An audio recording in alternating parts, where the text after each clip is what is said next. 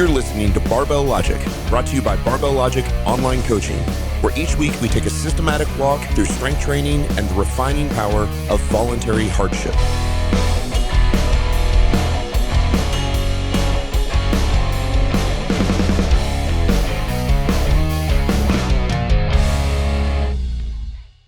Welcome to the Barbell Logic Podcast. I'm Scott Hambrick, and of course I have Matt with me again today, and today we're going to talk about warm-ups.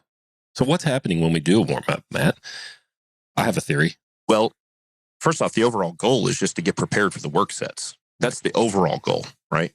So we have to figure out how can we best prepare ourselves. You know, your coach very rarely will prescribe warm-up sets. Occasionally they will, especially if it's probably a good way to know that you struggle as a client if your coach has to prescribe your warm-ups. They don't trust you enough to take an empty bar and do the thing. So actually, I'm going to tell a funny story on a client, mostly because he's one of my absolute favorite clients, one of my best friends. But I coach Michael Burgos, who's a coach who's been on this podcast before. And he wanted to start doing cleans and snatches a little bit because he doesn't feel very confident coaching them. He doesn't really have a need to do them in his own training, but he's like, man, I feel like I should learn how to do them because I'm working with some athletes. He's working at a Brazilian jiu-jitsu place. And like, I would like to be confident in teaching these. And so I feel like I should do them. And so I would program his cleans. So I started with power clean, and now he's doing both clean and snatch. Actually, he's doing really, really well on both. And on his clean, of course, he would just post his top set. And so his top set was like 155. We're working up slow. The guy, he's a strong deadlifter, and we're just trying to learn the form. And he cleans 155 for a set of 3, and he can't rack the bar properly. The bar would land on his shoulders, and his hands would pop out. And he'd be, like he's Frankenstein with his arms straight out in front of him with the bar sitting on his shoulders. And I'm like, man, that's weird. Like, he's not real inflexible. He shouldn't really have a problem. And so, it shouldn't be too hard to rack a clean. I said, what are your warm-ups that you're doing? And he said, oh, I just put 155 on the bar and did it for 3. I was already warm because I already worked out. I was like, wait a minute. Wait, your warm-ups were nothing? Poor Mike. And so the reason that so then I wrote out all his warm-ups, right? So I said, you're going to start at 95 pounds with full-size 25-pound plates, and then you're going to go to 115, and then you're going to go 135, and you're going to do it for this many. And you're going to go 145, then you're going to do 155. And because for him, he's trying to practice the movement. I actually want more reps, not less reps, right? So to answer your question about warm-ups, what are we doing? What is happening? Well, what's happening is we are greasing the groove neurologically is what we're doing. We are warming up the body. So the body's cold. Right now it is in Tulsa, it's probably about the same as it is here. It's like 20 degrees up. So the first thing you're doing with warm-ups is you're actually warming up. You're actually getting blood flow to your body, and you're warming up the body because you feel like the Tin Man on Wizard of Oz. So that's one thing that you're doing. And then 2, you're trying to set the motor pattern so that it's a motor pattern that you don't have to think about when you get to the work set. And then 3, you're trying to prepare your nervous system and your musculoskeletal system to handle that heavy weight. If you go right from nothing to work weight, it just feels really heavy and feels really crappy. So a lot of it is even psychological. You're putting a little more weight on and you're doing it and greasing the groove, and a little more weight on and you're greasing the groove. So ultimately, I think those are the 3 things that we're doing. We are setting the motor pattern to clean up the motor patterns by the time you get to the work set, you don't want to have to think about the motor pattern very much or at all, right? Or just a single thing. And so all that work to make sure that you're doing it right, keeping the bar over the middle of your foot, performing, you think a lot more about this. Listen, it's not a warm up. Your knee is 98.6 degrees probably, right? There is something about moving around. There seems to be some sort of literally there may be some sort of lubrication that takes place. You're moving around. Yeah, I don't think that your synovial fluid in your knee is 87 degrees and needs to come up, although we do actually get warmer. We set the thermostat in the gym here at 65, and you first go out there and you're like, oh, it's a little cool. Pretty soon you're sweating. But older people are a little creaky. There's a sort of a stretching aspect that goes on. There is some sort of lubrication that seems to happen in the knees or maybe in your shoulders, when you try to get under the bar, get some shoulder pathology. So that stretching is taking place. That's why we don't actually do extra stretching. The lifts themselves take care of that for us. And when you start your squat, this, I think, is for most people is the most important piece. Fight me. When you start your squat, you squat with a 45-pound bar. normally. And you'll do a couple of sets if you need to. So the center of gravity of the barbell lifter system is, about where it is when you walk around when the bar is 45 pounds and you weigh 200.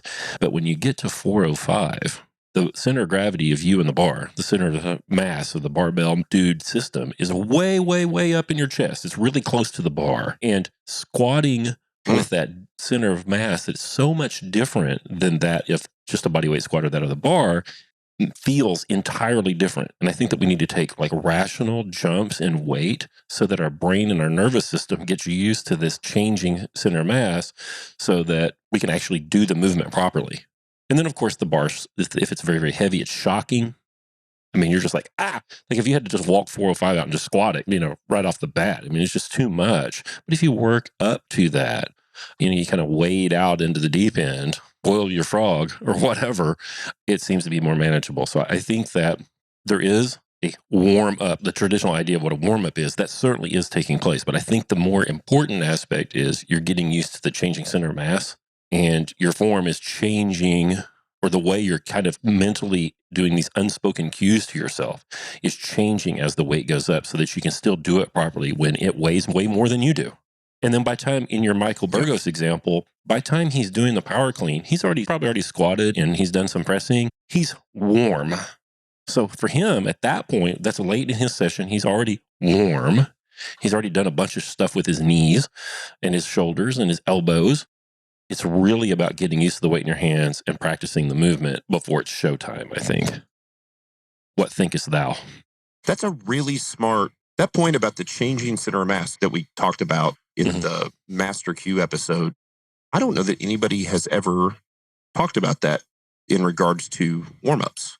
That's really interesting, especially for squat and certainly things like cleans and snatches. I mean, can you imagine, like you would never just walk up to a max effort snatch, even though a max effort snatch isn't actually the most weight you can pull, right? Significantly less is not a max effort pull, but the amount of travel that bar, I mean, just imagine the entire changing of the center of mass system in a snatch. From an empty bar to a 300-pound snatch to a real heavy. I mean, that's a completely different movement patterns. I mean, it's literally different, even though it looks the center similar. Of mass is certainly different. Once the bar comes off the floor in the clean or the snatch, the center of mass is certainly in a different spot once it comes off the floor. It's not when it's sitting on the floor, right? Or for the deadlift, it's all the same. But once it comes off the floor, it's certainly changed. But in the snatch and the clean, the power clean, the range of motion, the travel distance changes a lot. And so when you don't know how far down to get, you don't know how much time you have. Like if you go straight to 155, like you don't know how much time you have to get under the bar, right? You don't know how far it's coming up. So, but if you start light and then go up, up, up, up, the distance of travel and the height of your catch position slowly collapses, and then you get to adjust to it. So it's not just the center of mass for those movements. Those, it's also like, how deep do I have to get? Am I going to be able to power clean this, or is this going to be like, I'm going to touch my rectum on the floor, it's going to be a clean? Yeah, the actual form changes, obviously. The form itself changes on things like a clean and a snatch, where it doesn't, or at least you're attempting to not let it change on something like a squat and a deadlift. So yeah, that's really interesting. So what we don't do, obviously, is we don't tend to foam roll. We don't tend to stretch ahead of time. We don't tend to stretch without the use of doing the movement under the barbell. In full transparency, there are times when I've done those things. Like there are times when my hips just hurt. Yeah. Or I've been in a car for 4 hours and I get out of the car and I have to squat and deadlift, that I'll roll on a foam roller on my back just to sort of crack my back and pop my back. And it's not because I think I need to do it so my squat and deadlifts are better. I do it because it just feels good. Right. It makes it feel better, right? There are times I dig a lacrosse ball in the back of my rear delt and my infraspinatus to just dig in my shoulder, and because it sort of turns those pain receptors off some. And then from a stretching perspective, I do often do some shoulder stretching before my squats. My shoulders are really tight. I'm old. I've been competing for 20 years. I've been a competitive lifter for 20 years. And I have a really hard time getting my hands where they need to be on a squat. And often my first set of squats look more like a high bar. I mean, the bar position is more high bar, and it works down and works down and works down. And by the third or fourth warm-up set, I'm in a nice low bar position and my hands have come in about 2 inches per hand from where they were, 3, 4 yours sets get deeper earlier. and deeper So as time goes on too. yeah, same thing, right? And then of course some of that is just there's a lot of bone on bone grinding in my hips, but we'll just, it just takes that to warm up, to stretch and warm up. And so I don't need to do hamstring stretches and I don't need to do yoga poses beforehand. I don't have to break parallel with an empty bar. And I don't have to break parallel with 95 and I don't have to break parallel with 135. But by the time I get to my work sets, the goal is to break parallel. Break parallel with empty bar. If I gave you $10,000, No way. I don't think you could do it. No, I guarantee you, $1 million. Well, we don't need to go that far. No, let's not get carried away. Sort of the way that we've laid this out now is you've kind of seen the big picture reason for why we warm up does all these things, right? Right. And Thank you. You laid those out very nicely. So now we know the reasons behind warming up. So now let's talk about the practical piece of exactly how we warm up. Primarily from my out-of-town clients. Mm-hmm. So my out-of-town clients come in, so the kind of one-offs that come in on a Saturday morning. I say, okay, what are you working up to today for your 3 sets of 5 on squats or whatever? Working up to 275, 3 sets of 5. Okay, cool. What's your empty bar? Let's do empty bar. What's your first warm up? Do you go 135 or do you go 95? You go, let me put it in the app and let me see what I'm. Oh, my first one's 125. Whoa, hold on. You don't know what your first warm up is? You squat 3 times a week. You're squatting 275, 3 sets of 5. So you've been doing it for a while. You don't know what weight to put on the barbell? Yeah, I don't want to be mean to those people, but they're relying on that for something that they don't need to rely on. So here's what you should do. You're going to do 1 or 2 sets with the bar, and there's nothing wrong with 2. I find that I don't normally need to do 2 sets of 5. And then I will do, I squat enough now that I'll just put 45s on, and then that's my next warm up. Which is correct for you and correct for most people. Yep. If you are a male that squats or female that squats, I don't know, 275 plus. Hang on, let me outline what it should be like. You need to do a set with the bar, and then you need to do probably 3 more or 4 more warm-up sets with descending volume, and then do your work. And they need to be substantially evenly spaced apart, right? So you need to do a set with the bar, and then you'll do a set of maybe 5 or 4, then you'll do a set of 3, then another set of 3, and then maybe a single, and then your working set. Something like that. You don't do 5s all the way up, and you don't take 5-pound jumps. They need to be mostly evenly spaced out, really. So then how do you figure out how to space them out then, Matt? That's where we are, I think. Yeah, so agreed. Well, here's the easy way. If it's change weight, you just don't use them. If you can't go up by 25s or 45s, what the hell are you doing? Now, look, I get it. It's not true, right? You're an old lady and you're pressing. You can't put on 25s. But we're not using the 2.5s or the micro plates to warm up. I'm never using 5s or 10s to warm up. Not me personally. Now, I'll use 10s on a press. I'll go 185, 205, 225. Right, I'll do that. So I'll add 10s, but I'm not going to add 5s or 2.5s on the press. I don't do that either. What I do, I think that when you lay out hard, fast rules, here's the rule for warm-ups. Just be logical. Just be reasonable with your warm-ups. Think about why you're doing it. And the problem with hard rules about, let's take 3 warm-up sets and then do your work sets. Well, what if you either A, squat 500 pounds for your work sets? You're going to need more than 3 warm-ups. Or B, what if you're like me or anybody else, or, and you're old, you're going to need more warm-ups to feel warmed up. Right. So, I could probably still squat 500 right now. My best squat's a little over 6. I certainly can squat 455, and I'm not super strong right now for me. But I still will do the barbell, and then I do 95. Because 95 feels better on my hips than a second set of an empty barbell. Get it on your back right. Like us guys with these kind of beat up shoulders, it's kind of hard to get the empty bar on there. That extra weight on there helps. Yeah. Putting a PVC pipe on my back. It's for as big as I am, I'm a 275-pound guy, and the empty barbell is nothing. So I can put 95 pounds on my back, and I do it for a set of 5, then I do 135, and I do it for a set of 5. And I'm not because I need to do sets of 5 to prepare my nervous system, but because my hips are tight and I'm trying to do that lubrication thing. I literally have made that joke about it's doing those sets of 5, that especially the really lightweight stuff, it's sort of like the oil can for the Tin Man in Wizard of Oz. I'm quick. I can't watch lubing up my hips. And so I make small jumps because my hips need that extra volume. And I start to really drop the volume on the reps. I go 95, 135, 185, 225, 275, 315. So, I might do 7 or 8 sets of warm-ups. Right. But really short rest. Short rest. Put the weight on the move. Enough to put the weight on. 10, 15 seconds to get underneath the thing. And then by the time I get to 225, I'm not doing more than a triple. If it's somebody that's squatting in the like 115, 125 area, like a lady, that might be, I have some 15-pound training plates. That's our increment. It's 30 pounds, 30 pounds, 30 pounds.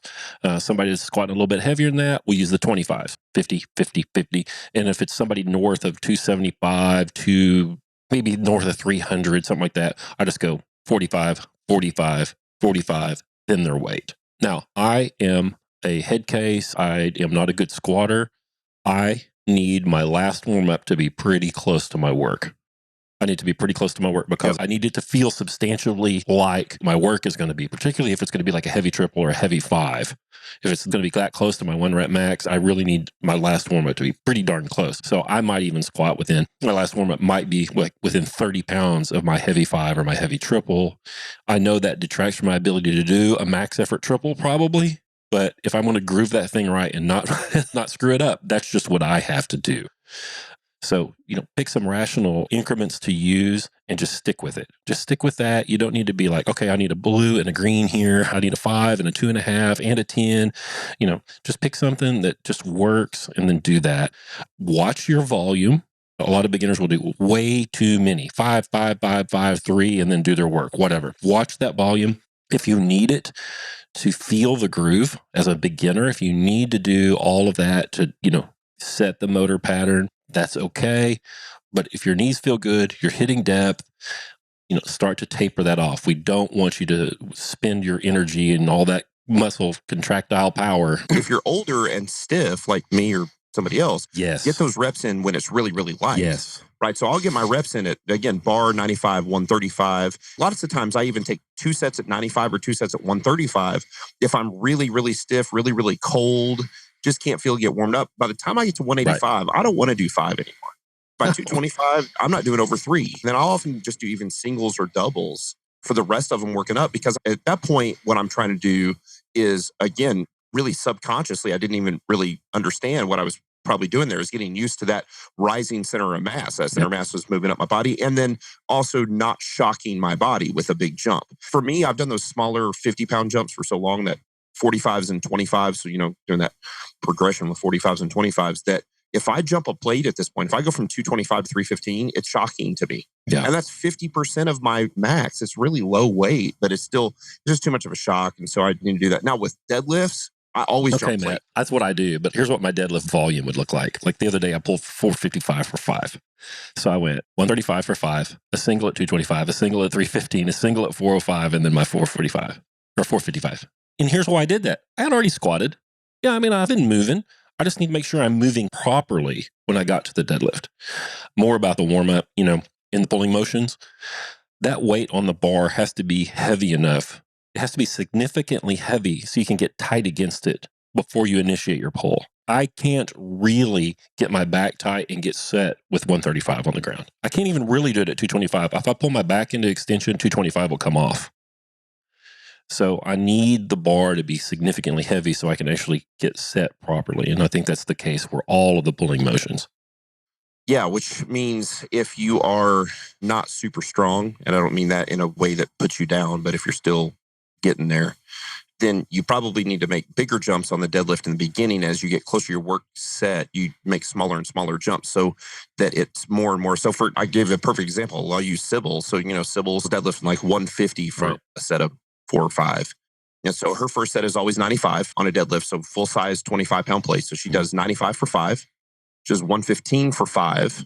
And then she goes 125. She cannot make a jump from 115 to 135. It's too big for her. Right. She goes, whoa. She actually says that. She'll go, whoa, when she pulls her first rep. Like she has balance issues, she's 83, she has balance issues, and that's exactly right. Everything changes. So, so she goes 95, and then she goes 115, and then she goes 125, and then 135. And what she does is she'll do 115 for 5, and then she does 125 for 3. Then she does 135 for 2. And the reason I have her do 2 is because the first rep of her set is always the worst, crappiest rep. Yeah. And the second rep is always grooved really nice. And I do that more for psychological purposes for her. I want her to end on a rep that didn't feel real hard, so she knows she can go up. So she does that. So 95 for 5, 115 for 5, 125 for 3, 135 for 2, 145 for 2, or sometimes I'll go 142 and a half or something to make an even jump, and then go right to 150 and have her pull it for, anywhere from 2 to 5 reps. That brings up an interesting thing, particularly on the deadlift for older people. I sometimes will have them just do 5s all the way up, because after they do their max one, I might not be able to get any more work out of them. So they're not back offs, they're pre-ups. I don't know, but I'm getting them some volume up front, and I wouldn't do that every time, because it will affect their performance at their top set, or it can, although, they can pull a ton of work right under their top set, so it doesn't seem to make that big of an effect, but it's a way to give them some work. With Sybil, because she can't squat with a barbell, so she squats, she still, as sort of a really more for just kind of keeping mobility, we have her box squat, and she actually holds a 50-pound medicine ball in her arms. And so she does basically a 50-pound goblet squat with a medicine ball. And certainly holding that medicine ball, that's a significant piece of work.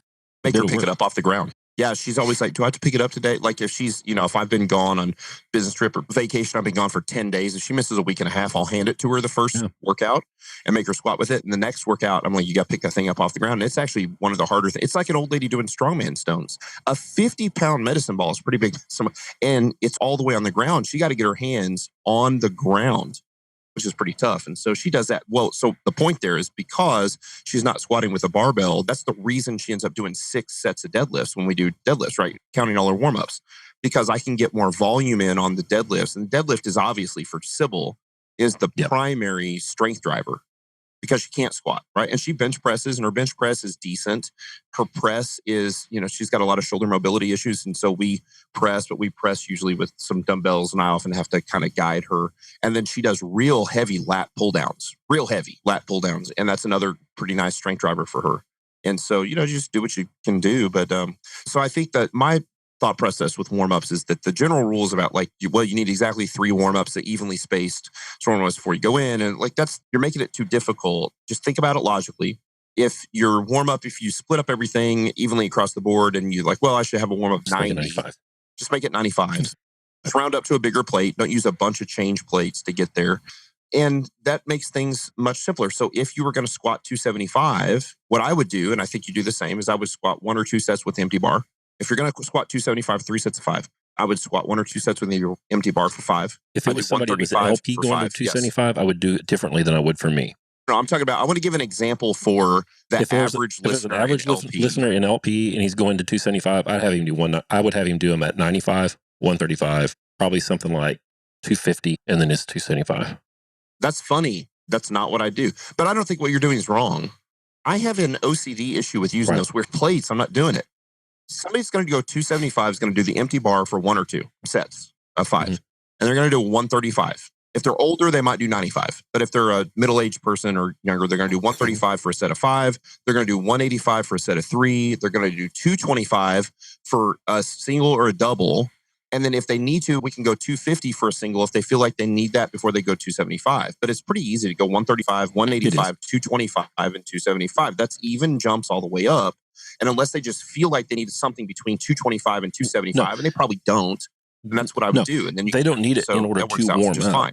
But that first set, watch me, listen, you'll do this and you'll notice it and you'll be like, Hamburg was right. He's always right. Damn it, he's always right. If they do that last one, if they do it like a single at 240 to 250 or something like that, the second set for a novice is always the best one. The first one will be significantly better if they'll do that last warm up closer to it. Oh, no, I do the same thing. I've gone to where almost always, if I'm training somebody in person, I'll have them do their last warm up really close. Yeah. But I still will jump 25s and 45s. I'll only use 25-pound plates and 45-pound plates for all their warm ups up until the last warm up. Yeah, that's fine. At the last warm up, I'm getting them pretty close within 20 pounds or so. Obviously, it depends on how strong I think we beat warm ups up pretty well here. So here's the takeaway. Do something that's reasonable. Here's what you'll need to be looking for and trying to pay attention to when you're determining if it's reasonable. Make sure that your warm-up strategy isn't causing your workouts to be too long. So use, rational jumps in the weight. You're going to load the plate, load the bar, do the movement. Load the bar, do the movement. You're not going to take the rests until you're in your work sets.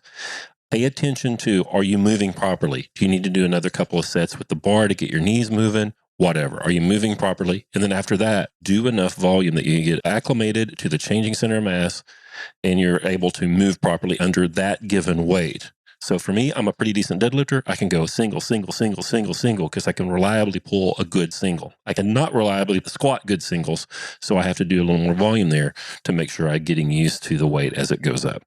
It's not a science. Maybe it is a science. I don't know, but it's not complicated.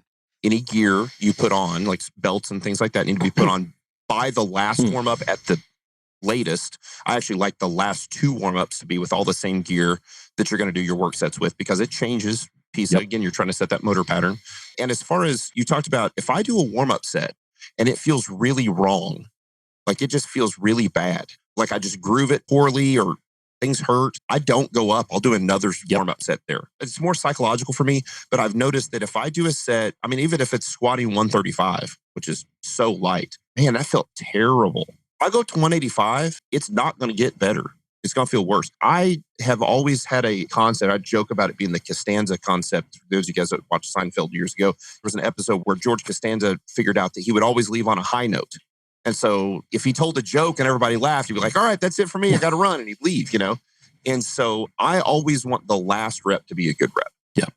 So if 135 feels like shit, but the last rep or 2 are pretty good and finally feels like I greased the groove, I'll go ahead and go up. But if that last rep or 2 are bad, or if the first 3 or 4 reps of a warm up are great and that last rep is dog shit, then I'll do a 6th rep or a 7th rep till it feels good. Or I'll rack it, come back and do it again for another couple reps. It has to be good at the end. And I'll tell you where that really becomes important is with explosive movements. So on the snatch and the clean and a press 2.0, if you're somebody that really throws a bench press, like you really leg drive the shit out of it, throw it back and catch, those explosive movements, you better groove that motor pattern correct on the last rep of the set, or you better do another one. That is warm-ups. If you guys have any questions about that or anything else for that matter, you need to go to barbelllogic.com and sign up for our newsletter. It's called the Friday Fives, and we talk about this and all kinds of other training-related stuff, business-related stuff, and, living the lifestyle of a strength athlete. So go there and sign up for that. We'll make it worth your while. And thanks so much for listening, and we'll talk to you in a few days.